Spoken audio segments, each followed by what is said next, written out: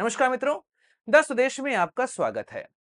नीतीश कुमार बिहार की राजनीति का चेहरा, लेकिन इस चेहरे को इस समय डेंट लगते हमको साफ दिखाई दे रहा है। लेकिन क्या जो ये युवा चेहरे इस समय बिहार की राजनीति में घूम रहे हैं, क्या वह नीतीश कुमार के एक्सपीरियंस का मुकाबला कर पाएंगे? क्या वह नीतीश कुमार की राजनीति का मुकाबला कर पाएंगे? क्योंकि नीतीश कुमार को लेके इस समय हर जगह चर्चा यही है। नीतीश कुमार अब चुक चुके हैं। अब राजनीति में उनके लिए बहुत कुछ बचा नहीं है। कई सारे उनके वीडियोस भी ऐसे आए जो यह बता रहे हैं कि कहीं ना कहीं उनकी स्वास्थ्य की समस्याएं सबके सामने आ रही हैं। शायद इस वजह से उनका अपीयरेंस जो है वह थोड़ा कम हो गया है। लेकिन क्या युवा चेहरों के अंदर वह स्थायित्व है, वह धैर्यता है, वह एक्सपीरियंस है कि वह युवा चेहरे नीतीश कुमार के इस एक्सपीरियंस को यहां पर साइडलाइन कर सकें, नीतीश कुमार के ऊपर हावी हो सकें?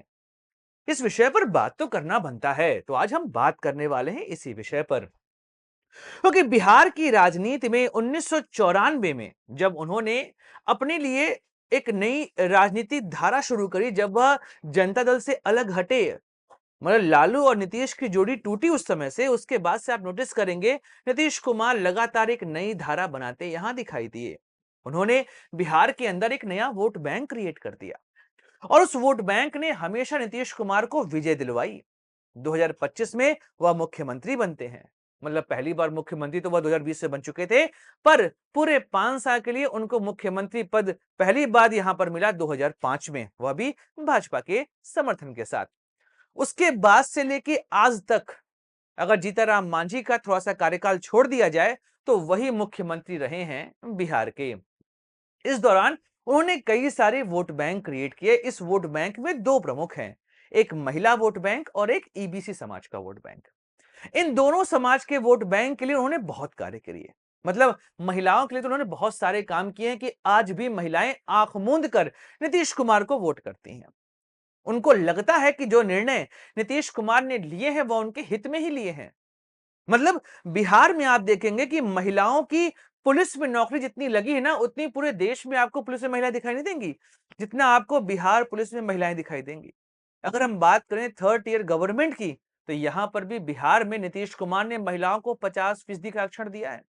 मतलब अगर आप म्युनिसिपल कॉर्पोरेशन की बात करें, अगर आप पंचायती राज की बात करें, तो इन दोनों जगहों पर 50% महिलाएं चुनकर आती हैं। जबकि अगर हम संविधान को देखें तो यहां पर 33% का आरक्षण दिया गया है।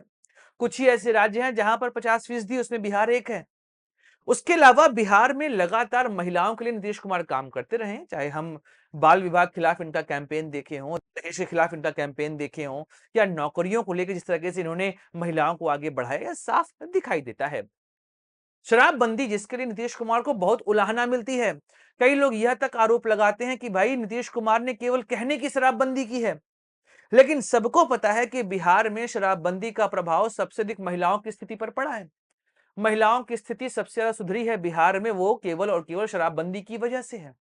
जो घरेलू हिंसा का वह शिकार हुआ करती थी, वह शिकार अब नहीं होती हैं, क्योंकि जो दारू पीकर उनके पति या उनके घर के पुरुष आया करते थे, उस वजह से महिलाओं की स्थिति बड़ी दयनीय हो चुकी थी। खासकर जो ग्रामीण क्षेत्र हैं, वहां पर तो स्थिति बहुत दयनीय थी। ऐसे समय में अगर उन्होंने शराबबंदी करी है तो उसका प्रभाव तो यहां पर साफ दिखाई दे रहा है। तो शराबबंदी के बाद से महिलाओं के अंदर नीतीश कुमार की छवि और प्रगाढ़ होती चली गई।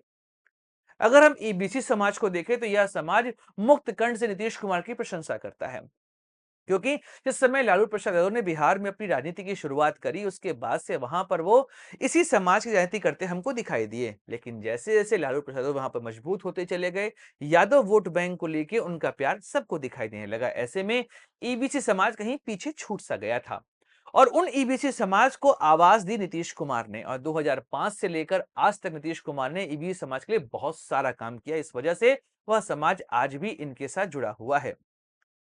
लालू प्रसाद यादव, तेजस्वी यादव, इन सब ने बहुत प्रयास किया, पर अभी भी ईबीसी समाज का वोट पूरे तरीके से नीतीश के पास ही जाता है। तो ऐसे में अगर आप सोचिए, एक राज्य में लगभग 80% वोट एक मुश्त आपको मिल रहा हो, तो फिर आपको चिंता किस बात की है? और शायद इसी वजह से नीतीश कुमार अभी तक वहां पर मुख्यमंत्री बने हुए हैं और हर पार्टी यही चाहती है कि वह उनके साथ गठबंधन कर ले। मतलब नीतीश कुमार एक ऐसे नेता हैं, मतलब जैसे पानी होता है ना, किसी भी पात्र में डालिए उस पात्र के आकार में आ जाता है, कोई भी रंग डालिए उस रंग को ग्रहण कर लेता है। वही हाल यहाँ नीतीश कुमार का है कि अगर वह बीजेपी के साथ जाते हैं तो उस रंग में ढल जाते हैं, अगर वह जेडीयू के साथ आते हैं तो उस रंग में ढल जाते हैं। और वह जहां भी जाते हैं अपना वोट बैंक साथ लेकर जाते हैं। मतलब अगर नीतीश कुमार ने बीजेपी का साथ छोड़ा तो बीजेपी को वह वोट बैंक नहीं मिलने वाला। नीतीश ने जब महागठबंधन को छोड़ा तो वह वोट बैंक महागठबंधन के साथ जाकर नहीं चिपक गया। मतलब नीतीश का वोट बैंक उनका लॉयल है। ऐसे में तेजस्वी यादव, प्रशांत किशोर, चिराग पासवान, सम्राट चौधरी, यह सभी युवा नेता इस समय प्रयास कर रहे हैं कि भाई बिहार की राजनीति में हम अपने आप को स्थापित कर सकें। तेजस्वी तो लगे हुए हैं कि भैया इस समय सबसे पॉपुलर हम ही हैं, प्रशांत किशोर गलियां छान रहे हैं। और चिराग पासवान ने तो अपनी केंद्र की राजनीति को ही तिलांजलि दे दी कि भैया मैं बिहार में जाके काम करूंगा, क्योंकि इन सबको लग रहा है कि भाई नीतीश तो हो चुके हैं बुजुर्ग, ऐसी स्थिति में हमारे लिए यहां बन रहा है माहौल। लेकिन वह जानते नहीं है कि नीतीश कुमार एक खिलाड़ी आदमी है। मैं हमेशा कहता हूं कि नीतीश कुमार फिनिक्स हैं। फिनिक्स वह पक्षी होता है जो अपनी राख में से दोबारा जन्म लेता है। नीतीश भी ऐसे हैं। जब 2020 में कहा गया कि वह समाप्त हो जाएंगे तो आपको पता ही है क्या निर्णय आया। 2024 के लोकसभा में भी कहा गया नीतीश समाप्त हो जाएंगे, पर आपको पता है क्या निर्णय आया। तो मैं कहता हूं नीतीश कुमार फिनिक्स हैं, अपनी राख में से स्वयं उत्पन्न होते हैं। कई सारे लोग आए, कई सारे लोग गए, पर बिहार की राजनीति में नीतीश कुमार आज भी स्थापित हैं। उनके स्वास्थ्य की चर्चाएं गली गली में हैं, लेकिन फिर भी उनके वोटर्स को पता है कि भाई नीतीश हैं तो मुमकिन है। हो सकता है देश के लिए भाजपा का नारा हो कि मोदी है तो मुमकिन है, पर बिहार के लिए नीतीश हैं तो मुमकिन है, यह चलता है। अभी नीतीश कुमार ने एक और योजना की घोषणा करी है और यह योजना एक तरीके से ईबीसी समाज को ही फायदा पहुंचाने वाली है। उन्होंने कहा है कि भाई जो यहां पर भूमिहीन किसान हैं या बटाईदार किसान हैं, हम उनके लिए एक नई व्यवस्था करने वाले हैं कि वह सरकारी भूमि पर खेती कर सकते हैं। अब लगभग बिहार की आबादी में 60% आबादी ऐसी ही है और इन 60% में भी अधिकतर आते हैं ईबीसी और महादलित समाज से। ऐसे में अगर नीतीश कुमार ने अपनी इस योजना को यहां पर फिर से शुरू कर दिया, क्योंकि 2007 में शुरू किया था, पर नौकरशाही ने उस योजना को सक्सेसफुल नहीं होने दिया। 2010 में वह योजना बंद हो गई। नीतीश कुमार ने इस योजना को फिर से शुरू कर दिया है और इस बार लग रहा है जैसे शराबबंदी को येन केन प्रकरण कैसे भी नीतीश कुमार ने सक्सेसफुल करवाया है, वैसे वह इस योजना को भी सक्सेसफुल करवाने वाले हैं। और अगर बटाईदार किसानों को सरकारी भूमि पर खेती करने की परमिशन मिल गई और यह योजना सक्सेसफुल हो गई तो मान के चलिए 2025 का चुनाव नीतीश नहीं हारने वाले हैं। कोई कितना भी प्रयास कर ले नीतीश कुमार को साइडलाइन नहीं कर सकता है। तो अभी बिहार के युवा नेताओं को, मतलब तेजस्वी यादव, प्रशांत किशोर, सम्राट चौधरी, आप कन्हैया कुमार जोड़ लीजिए, चिराग पासवान जोड़ लीजिए, इन सभी को बहुत मेहनत करनी है।